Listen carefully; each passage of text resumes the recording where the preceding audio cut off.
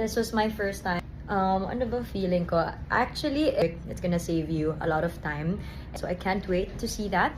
Yeah, we all just had fun. We had a really great time. Magsasama-sama for the first time sa isang project sina Donnie Pangilinan at Catherine Bernardo. Ngayong taon nga ay nakatakdang magsama sa isang TV show ang dalawang phenomenal stars ng Star Magic.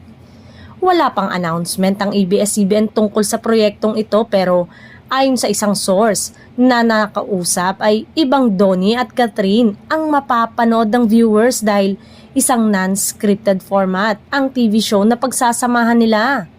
Ang huling TV project ni Catherine ay ang teleseryeng Too Good to Be True na huling serye rin nila ng dati niyang boyfriend at love team na partner na si Daniel Padilla. Perfect TV comeback nga ito for Catherine na talagang na-miss panoorin sa TV ng kanyang mga fans. Habang ume-air naman ngayon ang limited series ni Donnie na How to Spot a Red Flag kung saan kasama niya ang kanyang ka-love team na si Bel Mariano.